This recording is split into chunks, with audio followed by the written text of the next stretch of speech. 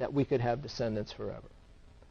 So my point of view is, if we don't know that it's impossible, we ought to make that our objective as a unified group of entities, all of the people on Earth, because we're all going to go if we don't have descendants forever. We're all going to, the point in time is going to be reached when all of us will have had no consequence that will be detectable in the universe anywhere. So that's a reason to cooperate on a global scale. Not to mention things like the possibility of getting hit by an asteroid before we populate outer space, those kinds of very real possibilities. Our ability to defend against them would be greatly enhanced if we weren't spending all our efforts killing each other. So, my view is that if you give people a rational basis for cooperation, you have a better basis for morality, a better basis than these old texts that were really instruction manuals for grand theft and murder and genocide. Because it's more honest, and because it's not clearly wrong. It may be wrong, we may not have any chance, but we don't know that yet. We know that the stuff in the Bible is just, it's made up.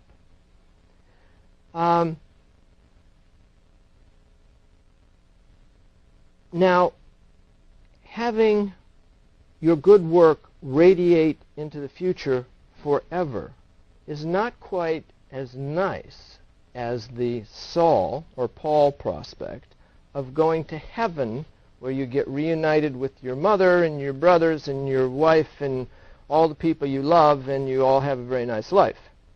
That I would prefer, but that's just people's imagination. That's what they most want. But having consequences forever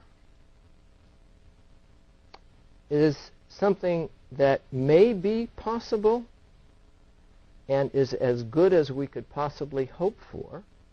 And actually, I think it's a good reason to be moral.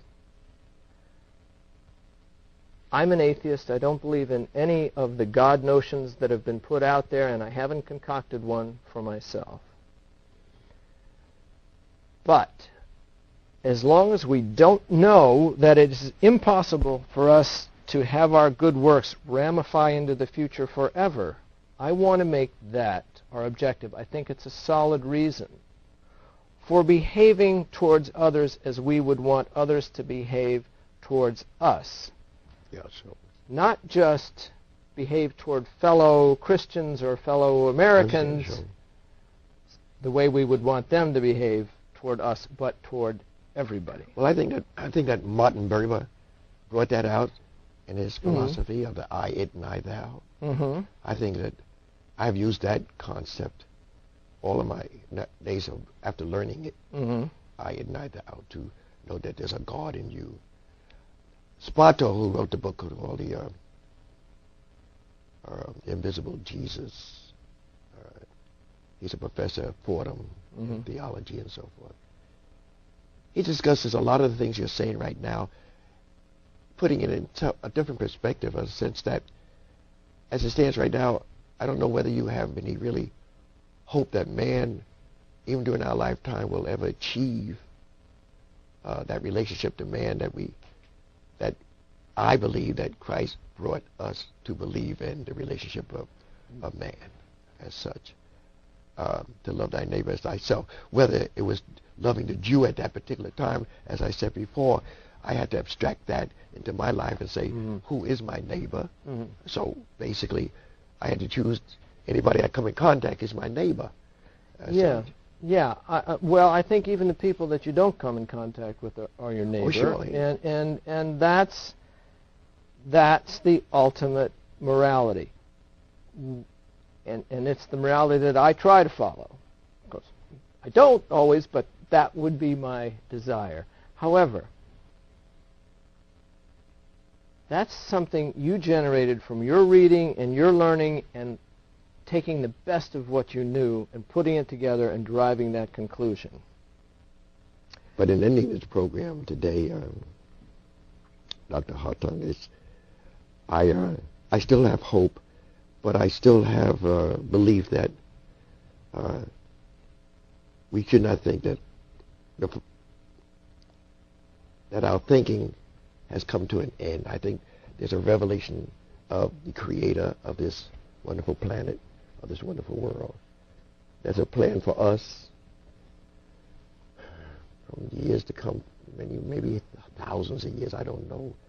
But I think it has to start somewhere, and I think it starts with the mind. I think it starts, as I go back to Sermon on the Mount, where man starts thinking of who he's really worshiping, this like the unknown God that Paul was speaking about, in the sense that and not that we're going to have to pay for any sins that we do, but how do we get along with each other? How do we see through all of the negativity that's happening in the world? I hate to read the newspaper every day. I feel sorry for even those people who are going to jail for the rest of their lives because they thought money was important. People who've been very important in our society, you know. I actually feel sorry for them. Sure. Because I don't know how anybody can stand 30 years in jail. Sure. You know. I let you take the last minute we have. I'd like you to say. Well, I agree with you that we need to follow a plan, a good plan. But I disagree with the idea that there is a plan for us. We have to write the plan.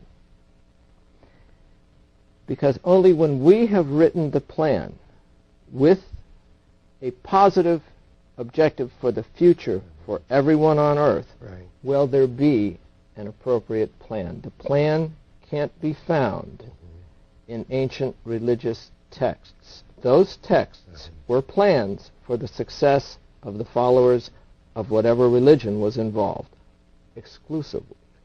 Well, that's a good point to end on. Okay. Because we're going to come back. Thank you, sir. And talk about your plan. Okay. Thank you, folks, for tuning us in.